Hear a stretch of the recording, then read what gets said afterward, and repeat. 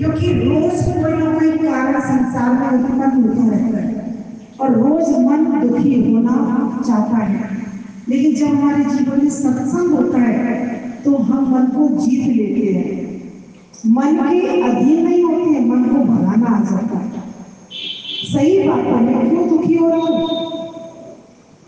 जो लिया यहीं से लिया, जो दिया यहीं पर लेके जाओगे, क्या लेके समझ जाओगे? एक कफन का टुकड़ा भी तुम्हारा निवास होगा और वो कफन का टुकड़ा भी यही जल जाएगा, आपके साथ जाने वाला नहीं। जब अग्नि पे तुम्हारा तन रखा जाता है ना, तो सारे कपड़े हटा दिए जाते हैं।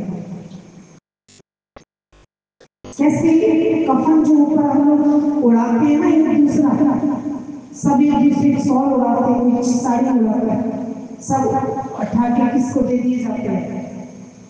जो शमशान में रखवाली करता है ना, वो सारी साड़ियां चादर उठा के रख लेता है। और वो भी क्या करता है, उनको तय बना के मार्केट में बेच जाता है।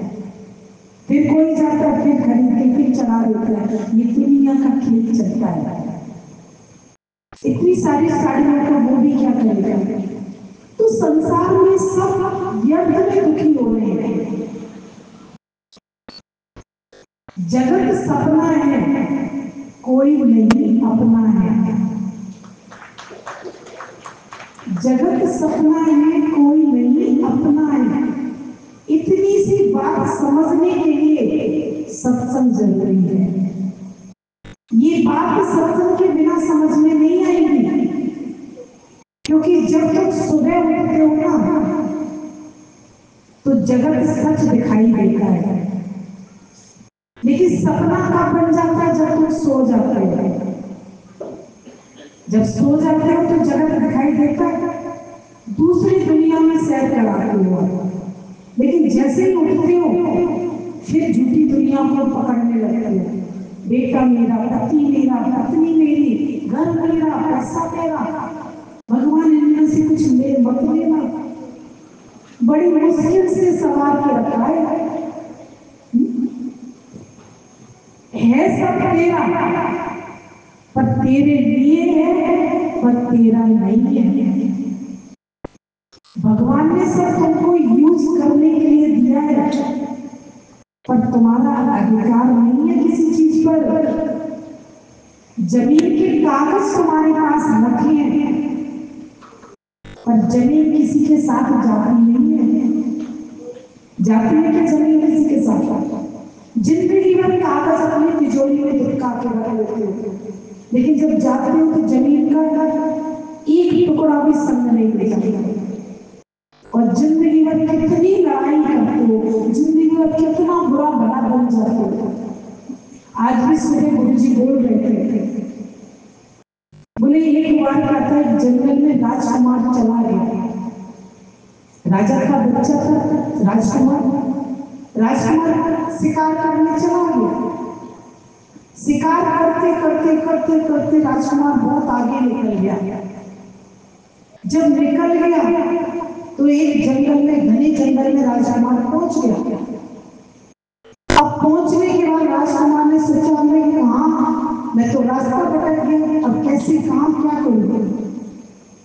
तो वहीं पे राजकुमार ने एक झोपड़ी देखी और उस झोपड़ी में एक संत रहता था। राजकुमार ने सोचा कि थोड़ा सा आराम कर लूं, थोड़ा सा विश्राम कर लूं, थोड़ा पानी वानी पी लूं, तो संत जी से कोई मार्ग मिल जाएगा तो मैं अपने राज्य को वापस सो जाऊंगा। राजकुमार जब कुटिया में पहुंचा तो संत जी अपनी साधना में बैठे थे। संत जी साधना में बैठे तो राजकुमार को इतना पता था कि जब भी कोई साधना में बैठे तो उसे छेड़ना नहीं चाहिए। तो जो राजकुमार था तो वहीं पर पुस्तक रखी थी संत की। तो संत तो साधना में थे, लेकिन राजकुमार ने सोचा मैं थोड़ा सा इस पुस्तक को पढ़ लेता हूं। तो उठा के वो पुस्तक पढ़ने लगा। तो जैसे ही पहला पेज खोला तो उसमें लिखा था कि राजकुमार घोड़े पे चढ़ा। पेज पर लिखा था कि राजकुमार घोड़े पे चढ़ा। अब वो खुद राजकुमार था, उसने कहा कि संत की डायरी में ये क्या लिखा है, राजकुमार घोड़े पे चढ़ा। उसने सोचा कि मैं आगे भी देख लेता हूँ कि आगे क्या लिखा है। जब आगे खोल के देखा तो सब पे क्या बना हुआ था, टिक टिक टिक टिक टिक टिक टिक टिक टिक टिक टिक टिक टिक टिक जानते हो ना, सही का निशान बना हुआ था, टिक टिक टिक टिक टिक। उसने और पलटा तो क्या था, टिक टिक टिक टिक टिक। अब राजकुमार ने सोचा अंत में देख लेता हूँ अंत में क्या लिखा है। जब अंत में पलट के देखा तो लिखा था कि राजकुमार घोड़े से उतरा। राजकुमार घोड़े से उतरा। अब ये रहस्य राजकुमार को समझ में नहीं आया कि पहले पेज में लिखा था राजकुमार घोड़े पे चढ़ा और एंड में लिखा राजकुमार घोड़े से उतरा, लेकिन बीच में क्या है, टिक टिक टिक टिक टिक टिक टिक टिक टिक टिक।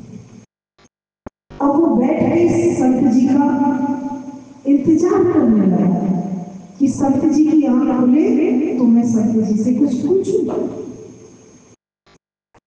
धैर्य करते करते संत जी ने देखा, क्योंकि संत तो अंतर्यामी होते हैं, उन्होंने देखा मेरा कोई जैसे इंतजार कर रहा है। संत जी ने आंखें खोली और जब देखा राजकुमार बैठा हुआ है तो बोला बताओ बच्चे कैसे आना हुआ। तो उसने संत जी के पैर पकड़ लिए, आशीर्वाद लिया और पूछा संत जी मेरे को कुछ समझ में नहीं आ रहा। बोले क्या नहीं समझ में आ रहा। बोले एक तो मेरा प्रश्न ये है कि मैं इस जंगल में आकर गया हूँ लेकिन रास्ता भटक गया हूँ। अब आप ही मेरे को मार्ग बताइए कि मैं कैसे इस जंगल से बाहर जाऊं। संत जी ने बोला कोई बात नहीं बेटा। बोले दूसरा ये प्रश्न है कि जो आपने किताब रखी थी ना, उस किताब की पहेली समझ में नहीं आ रही है। क्या पहेली है कि राजकुमार घोड़े पे चढ़ा और एंड में लिखा है राजकुमार घोड़े से उतरा और बीच में खाली पेपर है और सब पे टिक टिक टिक टिक बना हुआ। ये समझ में नहीं आ रहा, बताओ। संत जी ने प्यार से राजकुमार को बोला कि बेटा ये जीवन का सत्य लिखा है, इस डायरी में जो लिखा है वो जीवन का सत्य है। बोले कैसे सत्य है। बोले जब तुम संसार में आते हो तो ये घोड़ा क्या होता है, इस शरीर रूपी घोड़े पर आत्मा रूपी राजा का सवार हो जाता है। आत्मा किसका आधार होती है, शरीर में तो आत्मा आती है। तो इसका अर्थ हुआ कि राजकुमार घोड़े पे चढ़ा। जो शरीर लेके तुम आते हो संसार में, तो आत्मा शरीर के ऊपर अपना आवरण, शरीर का आधार लेके संसार में आती है। तो घोड़ा कौन है, शरीर, और राजकुमार कौन है, आत्मा। तो बोले ठीक है, ये बात समझ में आ गई कि एंड में लिखा है कि राजकुमार घोड़े से उतरा। बोले जब तुम संसार से जाते हो तो क्या रह जाता है, घोड़ा यही रह जाता है और आत्मा परमात्मा से मिलकर एक हो जाता है। तो घोड़ा तो यही रह जाता है, आत्मा चली जाती है। तो राजकुमार घोड़े से उतर गया। चलिए ये बात भी समझ में आ गया, लेकिन बीच में जो टिक टिक टिक टिक टिक आया, बोले ये टिक टिक टिक टिक कहना है, ये मनुष्य जीवन भर टिक टिक टिक टिक में अपना पूरा जीवन बर्बाद कर देता है। 2 दिन 2 शब्दों पे कहानी टिकी हुई है जीवन में। एक दिन आते हो, एक दिन जाते हो, बीच के दिन में कितना हंगामा मचा है। ये बीच के दिनों में बड़ा हंगामा मचा रहा है। मेरा मेरा अपमान क्यों हो गया, मेरा सम्मान क्यों नहीं होता, मैं ऊंचा कब बनूंगा, मैं पैसे वाला कब बनूंगा, मैं अमीर कब बनूंगा, मैं गरीब क्यों रह गया, मेरी तो दुनिया में कोई औकात ही नहीं है, मैं तो फकीर रह गया, फलाना अमीर बन गया। कितनी टिक टिक टिक टिक टिक टिक करते रहते हो जिंदगी भर, करते रहते। एक दिन आने वाला दिन भी तुमको नहीं पता चलता, एक दिन जाने वाला भी तुम्हें पता नहीं चलता, बीच में शोर मचाते रहते हो। इस शोर को केवल गुरु ही शांत करता है। जब जीवन में सत्संग आ जाता है ना, तो ये टिक टिक टिक टिक खत्म हो जाती है।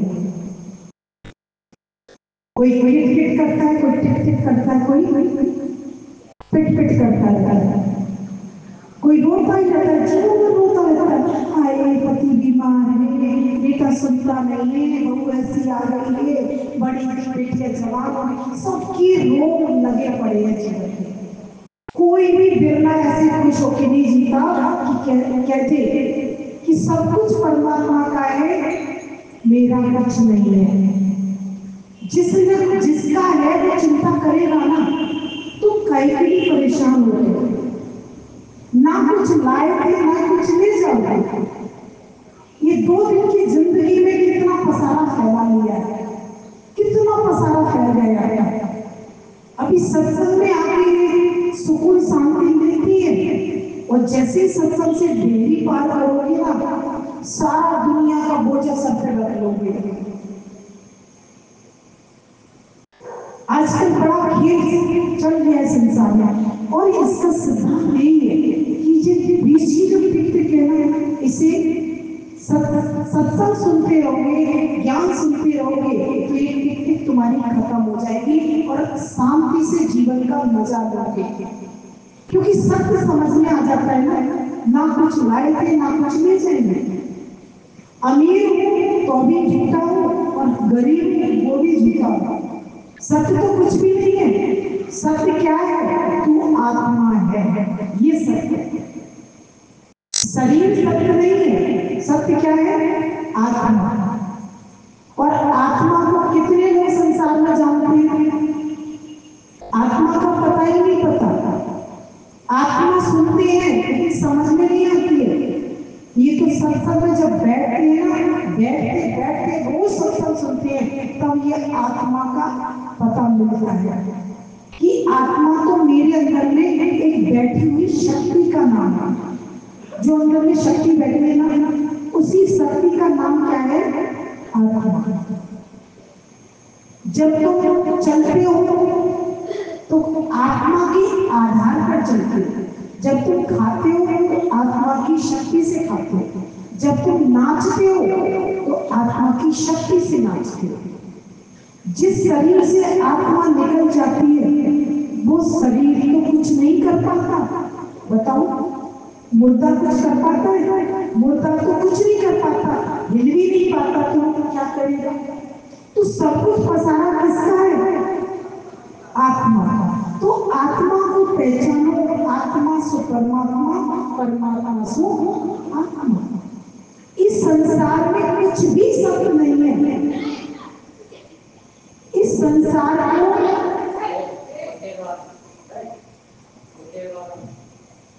नाटक की तरह देखो। नाटक देखते हो ना, किसी नाटक में घर बिगड़ता है तो तुम्हारा आंसू निकलता है क्या? तुम तो चटकारे लेते रहते हो, नाटक देखते रहते हो, और बड़ा मजा आता है। कल जरूर देखने कल क्या होने वाला है इस नाटक में, क्योंकि अब मजा आएगा। क्योंकि बहू भी जब मजा कब आता है? जब अपोजिट पार्टी खड़ी हो जाती है। नाटक में अपोजिट पार्टी नहीं हो। अगर किसी फिल्म में अपोजिट नहीं हो तो फिल्म हिट नहीं होती है। जब तक बिलियन नहीं है तब तक मिलियन नहीं है। जब तक बिलियन नहीं है तब तक मिलियन नहीं है। और बिलियन के बिना तुम्हारी पिक्चर हिट हो ही नहीं सकती है। तो तुम्हारी जिंदगी में भी बिलियन जरूरी है। आपकी जिंदगी में भी कोई ना कोई बिलियन होना जरूरी है। कोई ना कोई अपोजिट पार्ट होना जरूरी है। कोई सास अपोजिट बन जाएगी, कभी बहू बन जाएगी, कभी ननद बन जाएगी, तो कोई पड़ोसी बन जाएगा, कोई रिश्तेदार बन जाएगा। अगर अपने जीवन की पिक्चर हिट करनी है तो कोई ना कोई अपने जीवन में उल्टा चलने वाला व्यक्ति आपको चाहिए।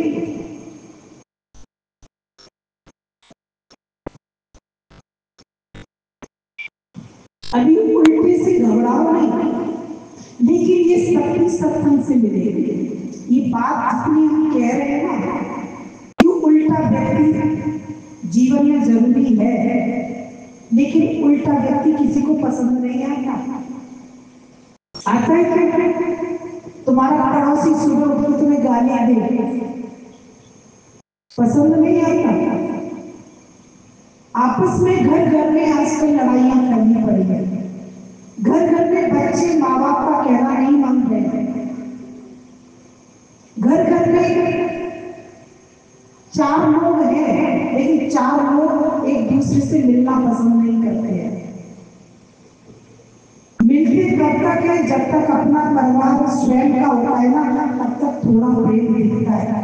लेकिन जिसमें कोई बाहर का शख्स आ जाता है ना, वो घर बिखरने लगता है। किसी में बहू आ जाती है पहले, तो किसी में दामाद आ जाता है। धीरे धीरे घर में परिवर्तन होना शुरू हो जाता है। लेकिन वो परिवर्तन आना निश्चित है। संसार में सब कुछ तुम्हारे मन के हिसाब से नहीं मिलेगा, मन के हिसाब से मिलेगा, लेकिन किसे? जो भगवान की भक्ति करेगा उसे। लगा लो प्रीत सतगुरु से, ये बंधन छूट जाएंगे। ये बंधन कब छूटेंगे? जब तक प्रीत भगवान से लगा लोगे। भगवान से प्रीत लगाने के लिए आप 24 घंटे में भगवान से कितना प्रेम करते हो? आरती गाते हो, पूजा पाठ करते हो, फिर दिन में भगवान को कितना याद रखते हो? कोई दुख आ जाता है ना, तो भगवान को पहले साइड में कहते हो भगवान, दुख में भगवान का नाम नहीं लेंगे। किसी घर में गमी हो जाए ना, तो भगवान की पूजा पहले बंद कर देते हैं। अब तेरे दिन भगवान की कोई पूजा नहीं करता। बताओ, आपके जीवन में दुख आया और आपने भगवान को साइड क्यों कर दिया?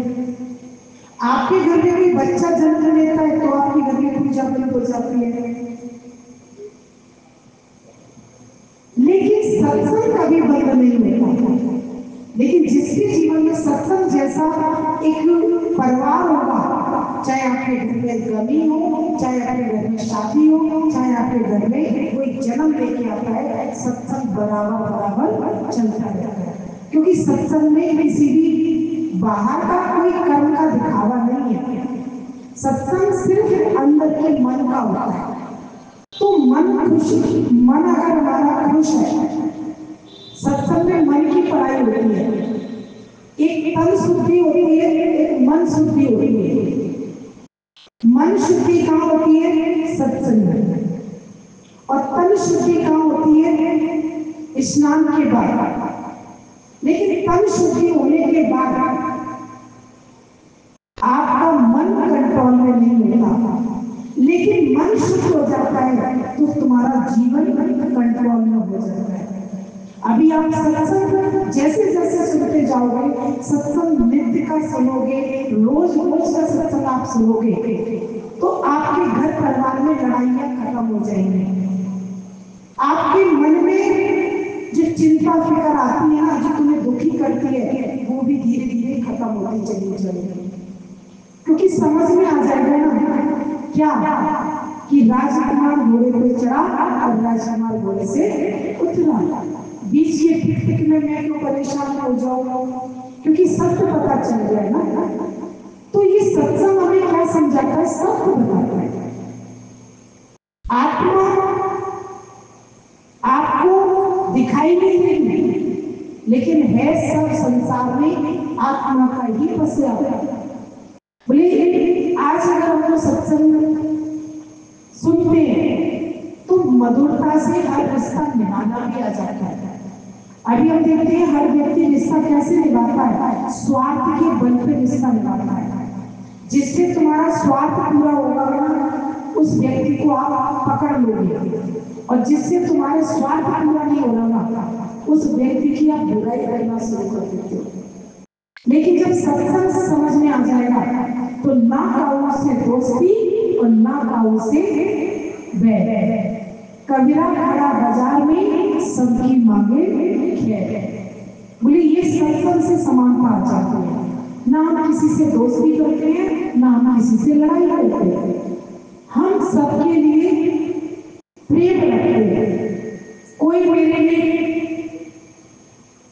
गड्ढा खोद रहा है तो मैं उस गड्ढे को खोदने वाले को ये नहीं कहता कि ये भी गिर जाए इससे। ये मुझे गिराने के लिए गड्ढा खोद रहा है ना, तो मुझे पता चल जाएगा कि मुझे गिराने के लिए, तो मैं उस मार्ग पे जाऊंगा ही नहीं, मैं दूसरा मार्ग चुनूंगा। मैं क्यों जाऊंगा? लेकिन जब ज्ञान नहीं होता ना तो हम बिगड़ने चले जाते हैं। अच्छा तू मेरे लिए बुरा सोच रहा है, तूने मेरे लिए गड्ढा खोदा, अब मैं ये हिम्मत क्यों गिरूं? ये हो गया बैर। तो जब तुम किसी से बैर करते हो ना तो घाटा तुम्हारा होगा। बोले संभल के रहना। आज ये कलयुग है, इस कलयुग में आपके घर में ही गद्दार छिपे और आपके घर में ही चोर डकैत छिपे हुए हैं, और वो कोई बाहर के नहीं है, आपके बच्चे ही आपका सबसे ज्यादा अहित करेंगे। अगर उनको ज्ञान का मार्ग नहीं दिखाया तो आज देखते कोई एक पैसा बाप बड़ा ना भैया सबसे बड़ा। देखो मुझे नहीं आता, आप लोगों को आता है। देखिए कितनी बात आती है आपको, बाप बड़ा ना भैया सबसे बड़ा रुपया। तो भैया मरने के बाद कितना रुपया सब ले जाओगे? बता तो दो मुझे। जब जिंदगी में कह रहे हो कि सबसे बड़ा रुपया, तो मरने के बाद एक पोटली ले जाओ, कोई नहीं ले जाएगा। तो फिर क्यों कहते हो सबसे बड़ा रुपया? ये झूठ क्यों बोलते हो?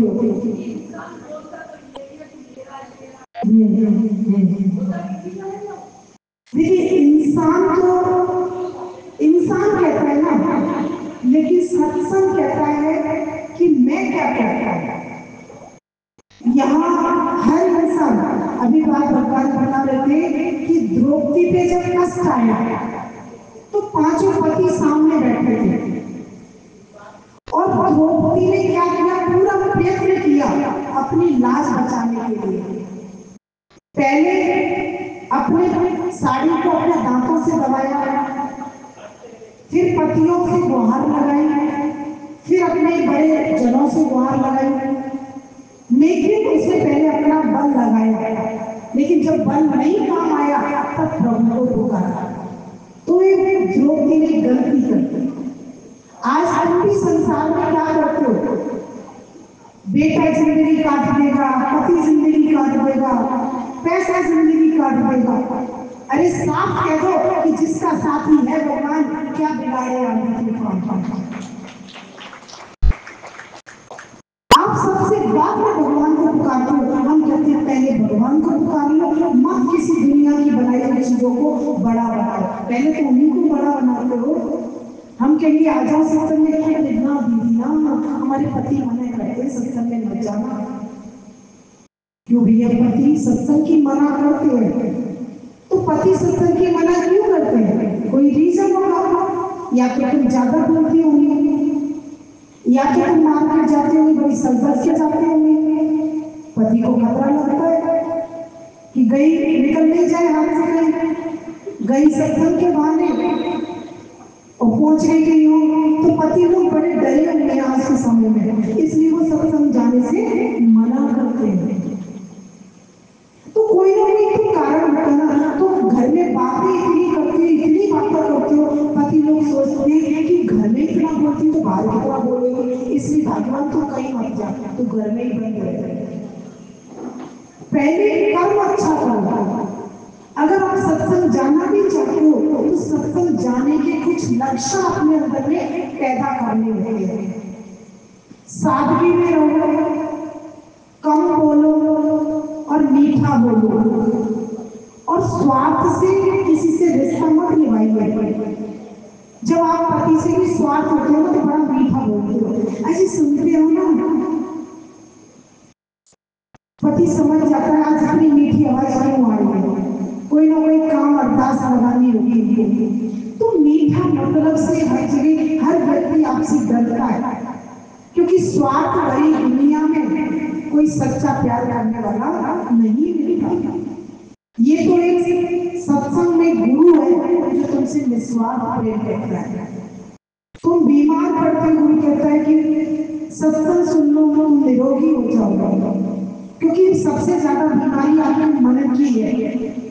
मन भारी रहता है, मन में विचार खराब है, मन जो खाने की मना है मन वही खाता है, क्योंकि मन कंट्रोल में नहीं है। तो जब मन कंट्रोल में नहीं है तो जीवन कैसे सुंदर बनेगा। तो सत्संग क्या करता है, हमको संयम में रहना सिखाता है। जो आपके लिए हित नहीं है, हित में नहीं है, वो आप कभी भोजन बंद करिए। जो आपको किसी से कोई किसी ने आपका अपमान कर दिया, किसी ने आपकी कोई गलत काम कर दिया, तो बदला लेने मत पहुंच जाओ किसी से। इसलिए मेरा घाटा किया मैं इसका घाटा करूंगा, तो ये कभी वाली बात झूठी हो जाएगी। ना काऊ से दोस्ती, ना काऊ से बैर। तुम तो बैर भी कर रहे हो ना, बोल रहे हो कबीर की बात, पर कबीर की बात मान नहीं रहे। संपूर्ण प्रैक्टिकल करना सिखा देते हैं हमें कि वास्तव में सत्संग सुनने के बाद आपकी वाणी थम जाती है, आपको हर रिश्ता परखना आ जाता है। आजकल बच्चे परदेश चले जाते हैं, पढ़ लेंगे निकलेंगे, और जब उनकी शादी कर देते हो तो बच्चे क्या करते हैं, उन्होंने तो अपनी बाहर की दुनिया बना ली। जहां चले जाते हैं परदेश, कोई फॉरेन चला गया, कोई नोएडा चला गया, कोई कहीं चला गया। अब वो परदेश जाने के बाद क्या करते हैं, और माँ बाप पे क्या क्या है, क्या क्या है माँ बाप पे। अब माँ बाप जो तिजोरी बैठी है ना, उनको खाली कैसे किया जाए, तो बड़े बड़े प्यार के दाने डालते हैं बच्चे। क्या मम्मी, अब तो आपकी उम्र हो गई है ना, अब क्या अकेली वहां क्या करोगे, आ जाओ हमारे पास, आ जाओ हमारे पास, सत्संग सुनो। कभी गलती मत करना। अगर अपने जीवन को सुंदर बनाना चाहते हो, अपना आशियाना जो तुमने सपनों से बुना है, उस आशियाने को कभी मत छोड़ना, कभी मत छोड़ना। चाहे बच्चे आपके सामने कितने भी सोने के टुकड़े क्यों ना डाले, क्योंकि अपना आशियाना छोड़ने के बाद चाहे बेटी हो चाहे बेटा हो, हर व्यक्ति आपको अपने हुक्म में चलाने की कोशिश करेगा। मैं ये नहीं कह रही कि बेटी नहीं चलाएगी, बेटी भी आपको हुक्म में चलाएगी, क्योंकि बिना ज्ञान के कोई बच्चा इतना सुंदर जीवन नहीं बनेगा। हर व्यक्ति अपने स्वार्थ से तुमसे काम चलाने की कोशिश करेगा। तो अपना जो घर है, बच्चे चले गए चले जाने को साफ कह दो उनसे कि बेटा जब खूब मन करे हमारे पास आ जाना, लेकिन हम नहीं आएंगे। फिर वो कहेंगे अब वो तुम्हें नहीं बुला रहे हैं, वो तुम्हारे मकान को बुला रहे हैं। हेलो, वो तुम सोच रहे कि वो तुम्हें बुला रहे हैं ना, जो तुम्हारे पास जो माया में चिपकी हुई है, वो माया उनको प्रभावित कर रही है। तो ये सत्संग आपको समय से पहले जगाएगा। आज एक चीज और भटभटिया चल रही है। आज व्यक्ति सबसे ज्यादा बर्बाद कहाँ हो रहा है बता दें हम आपको, जो दिखावे की जो जिंदगी चल रही है ना, 5 लाख की शादी 15 लाख में करते हो, 15 लाख की शादी आपकी 30 लाख में चली जाती है। क्यों करते हो इतना दिखावा? अपनी जितनी सामर्थ्य है उतनी सामर्थ्य से शादी ब्याह में खर्चा करो। आप ज्यादा एक्स्ट्रा बनवाते हो, ज्यादा शोबाजी करते हो, सब तुम्हारा व्यर्थ जाता है और होटल वाले बड़े फायदा लेते हैं। होटल वालों का भाई आदमी का पेट कितना सा है, आप घर में 3 रोटी खाते हो ना, और जब घर से बाहर निकलते हो तो कितना खाना पसंद करते हो, 4 2 खाना पसंद करते हो। तो ये जिंदगी जो है ना दिखावे में बर्बाद हो गया है, ये दिखावा सत्संग से बंद हो जाता है। हकीकत की जिंदगी जियो, अपने बच्चों को संस्कार में ढालो, सत्संग में बैठाओ। जहाँ सत्संग होता है वहाँ अपने बच्चों को बैठाओ, चाहे लड़का हो चाहे लड़की हो। अगर लड़की संस्कार वाली बन गई तो फ्री में कोई उठा के ले जाएगा। लड़का अगर संस्कार वाला बन गया तो गरीब घर की बहू भी तुम्हारे घर को स्वर्ग बना देगी। आजकल हम लोग खुद गलतियां कर रहे हैं, बेटा भी कमा रहा है 2 लाख रुपया, बहू भी चाहिए हमें 1 लाख रुपया। क्या करोगे इतनी दौलत का? ये दौलत जितनी आ जाएगी ना उतना ही हमारे घर में नरक मचा देगी, ध्यान रखना। अभी कम पैसा होता है ना, एक कमरे में बैठना पसंद करते हो, थोड़ा कम सुविधाएं होती है ना, एक दूसरे से बात करना पसंद करते हो। लेकिन जैसे जैसे पैसा बढ़ता है, कमरे बढ़ जाते हैं, पैसा दूरियां आ जाती है, टीवी बढ़ जाती है, एसी बढ़ जाते हैं, कोई किसी से मिलना ही मुश्किल हो जाता है। इस दौलत को भगवान से कहना कि हे भगवान तू पैसा मुझे कभी मत देना हो तो मुझे सत्संग देना, ज्ञान देना, भक्ति देना, परमात्मा की मिलन का मौका देना, और मुझे कुछ नहीं चाहिए। आज ये समझ सत्संग से लेके जाना, भूले से भी भगवान से पैसा मत मांगना। अगर कहीं तुम्हारे पास ज्यादा है तो सत्संग की यज्ञ करो, सत्संग में लगा दो, सत्संग में खर्च करो, भगवान के भक्तों पे लुटाओ। आज ये सत्संग किया है तो कोई आहुति करता है तभी कोई यज्ञ होती है। हमारे पास ज्यादा है, हमारा खर्चा मानो महीने में 50,000 का है और हमारी आमदनी है 5 लाख की, तो 4.5 लाख रुपया एक्स्ट्रा आ रहा है ना।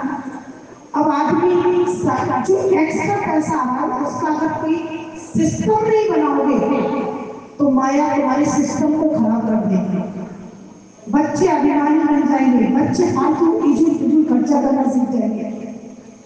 अभी हम देखते हैं छोटे छोटे बच्चों को दादी बाबा क्या करते हैं, शाम को आए पैसा देते हैं, बेटा लो पैसा पैसा पैसा। आज छोटे छोटे बच्चों का भविष्य आज बड़े बुजुर्ग बिगाड़ रहे हैं। जब तुम बच्चों के हाथ में पैसा देते हो ना तो पैसा खाते ही बच्चा अपनी मनमानी दुनिया में चला जाता है, मनमाना खाना शुरू कर देता है, मनमाना घूमना शुरू कर देता है और मनमाना करना शुरू कर देता है। वो तुमसे सलाह नहीं देता। इसलिए कभी भी बच्चों को पैसे का सहारा मत दो। जब तक बच्चा 20 साल का नहीं हो जाए, 18 साल क्रॉस नहीं कर ले, तब तक बच्चे को पैसा देना है तो पैसे का हिसाब भी जरूर लेना है। ध्यान रखिए, अगर घर में कलयुग नहीं आए, घर में सतयुग रहे तो पैसे का बैलेंस जरूर बना के रखना। आज हम बच्चों को यूं ही दे देते हैं, 10 रुपया दे दिया, 50 रुपये दे दिए, 100 रुपये दे दिए। तुम्हारी नजर में कोई वैल्यू नहीं है ना 50-100 की, लेकिन एक बच्चे के भविष्य के लिए बिगाड़ने के लिए 10 रुपया भी काफी है।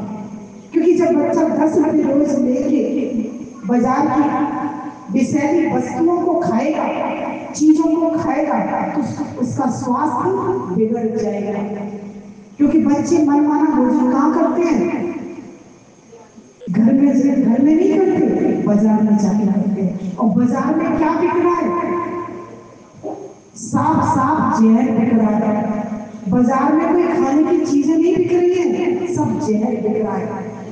तो अपने बच्चों को बाहर की चीजों से बचाओ, बाहर के खान पान से बचाओ। हर चीज अपने घर में बनाओ, घर में खिलाओ और बच्चों को पैसे का आधार बिल्कुल नहीं करें। ये मेरे अंदर की सोच है। आज हमारा सत्संग, मैं शुक्राने करती हूँ गुरु जी के बहुत बहुत। आज हम लोग ऐसे सत्संग में दादा भगवान के आज शुक्राने करते हैं जिन्होंने ऐसी यज्ञ रची है, जहाँ हमारा जीवन भी सुंदर बनता है और हमारे परिवार भी सुंदर बनता है। परिवार अगर हमारा,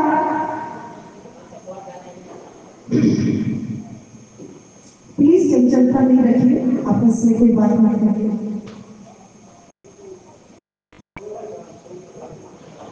समझ में आ रही है बातें कि नहीं आ रही है? अच्छा, किस किस को नहीं आ रही है? अच्छा, नहीं आ रही है, मतलब कोई आगे बोल नहीं रहे। अच्छा, किस किस को सब समझ में आ रहा है? सब समझ के जा रहे हैं? सत्संग जरूरी है या नहीं है? पूजा पाठ करते हो अच्छी बात है, लेकिन पूजा पाठ भी अधूरा है बिना सत्संग के। तो सत्संग बहुत जरूरी है। अगर बाहर में रोज का सत्संग मिले तो कौन कौन आ जाएगा? जरा हाथ ऊपर करो। रोज का सत्संग अगर मिले तो, रोज का सत्संग अगर मिलेगा आ जाएंगे कितने लोग? अच्छा, चलिए मैनेजमेंट करते हैं। चलिए अपने लिए एक जोरदार ताली बजा लीजिए अगर आप लोग ऐसे।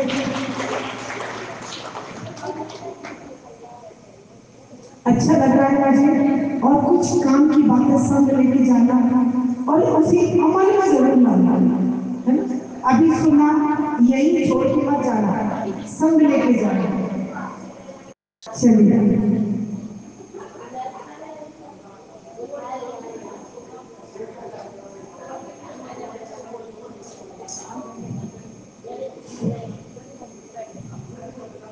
मन मत होई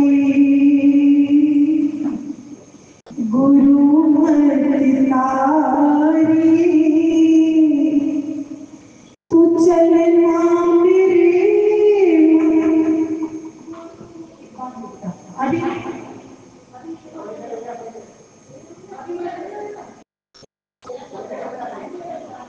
मन मत होई गुरु मत तारी, तू चलना मेरे मन गुरु के सारे। मन मत होए गुरु मत तारे, तू चलना मेरे मन गुरु के सारे। गुरु के सारे, गुरु के सारे, गुरु के सारे। गुरु के वचन पर चलना है मुश्किल, मगर चलने वालों ने पाई है मंजिल, पाई है मंजिल। गुरु के वचन पर चलना है मुश्किल, मगर चलने वालों ने पाई है मंजिल, पाई है मंजिल। यही पर मिलेंगे तुझे ये किनारे, यही पर मिलेंगे तुझे ये किनारे। तू चलना मेरे मन गुरु के सारे। मन मत होए गुरु मत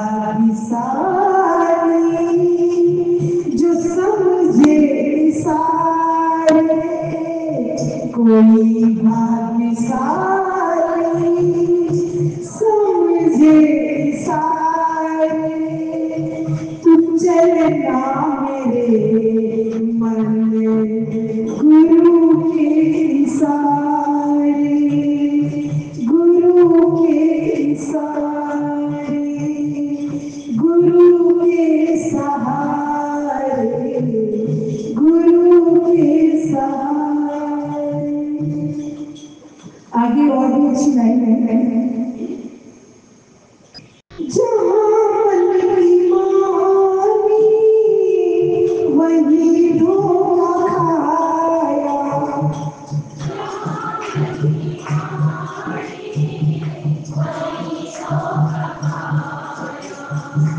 जहाँ मन की मानी वही धोखा खाया, जहाँ मन की मानी वही धोखा खाया, सही रास्ता तो गुरु ने बताया, सही रास्ता तो गुरु ने बताया, जो माने गुरु की बात वो बाजी न हारे, जो माने गुरु की बात बाजी न हारे, मन मत होए गुरु मत तारे, तू चलना मेरे मन गुरु के सारे, गुरु के सारे, गुरु के सहारे, गुरु के सहारे। एक अच्छी बात आपके लिए होने वाली है जो जिंदगी का राज समझा देगी। रावण की दुनिया में कमी कुछ नहीं थी, सब कुछ पाए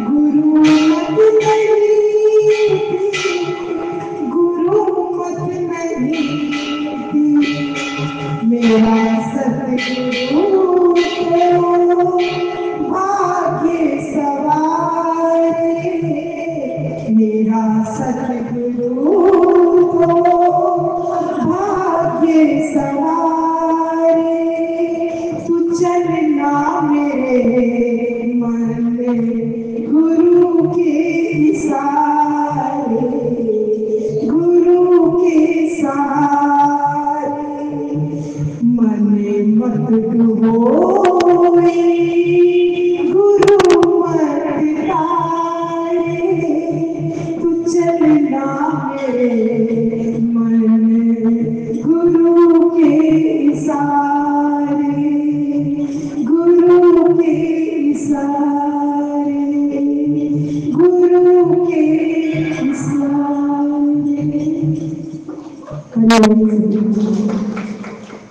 समझ में आ रही होगी कि अगर गुरु की जरूरत राम को भी थी और गुरु की जरूरत कृष्ण को भी थी तो गुरु की जरूरत आप सबको भी है।